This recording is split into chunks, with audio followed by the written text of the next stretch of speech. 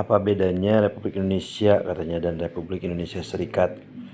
Kalau Republik Indonesia itu sebuah negara yang diproklamasikan tahun 1945 ya 17 Agustus 1945. Kemudian pernah juga Republik Indonesia ini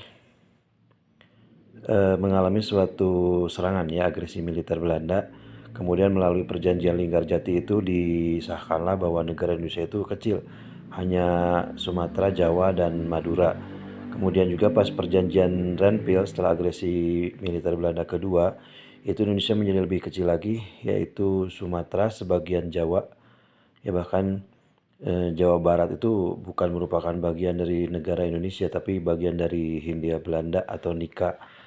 Kemudian eh, Jawa Tengah ya mungkin Jawa Tengah, sebagian Jawa Tengah itu merupakan bagian dari Indonesia. Jadi Indonesia setelah perjanjian Renville itu menjadi lebih kecil, hanya Sumatera dan sebagian Jawa saja. Nah kemudian setelah beberapa lama tahun 1949 itu kan didirikan Republik Indonesia Serikat. Apa bedanya? Kalau negara Indonesia yang tadi 1945 sampai pas 1949 itu merupakan negara yang terdiri dari provinsi-provinsi. Artinya keputusan apapun ditentukan oleh pusat, satu negara kesatuan ya, bentuknya kesatuan. Tapi kalau untuk negara Republik Indonesia Serikat itu terdiri dari negara bagian. Maksudnya adalah kalau negara bagian itu memiliki undang-undang dasar masing-masing di tiap-tiap negara bagian atau states.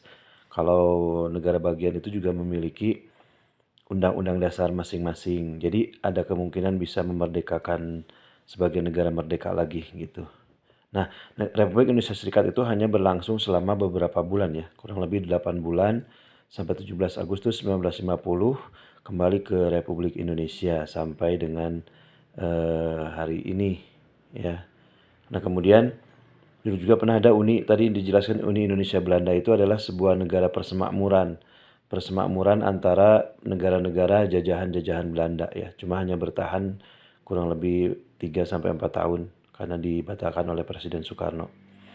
Uni Indonesia Belanda itu dipimpin oleh Ratu Belanda, tapi Soekarno membatalkan, akhirnya Indonesia mulai mandiri. Namun Papua waktu itu tidak diberikan karena Papua itu masih dalam kekuasaan Hindia Belanda dengan ibu kotanya di Hollandia atau kalau sekarang Jayapura. Kemudian ada Komando Mandala ya, waktu itu perang Trikora merebut kembali Papua Barat dari cengkeraman Belanda.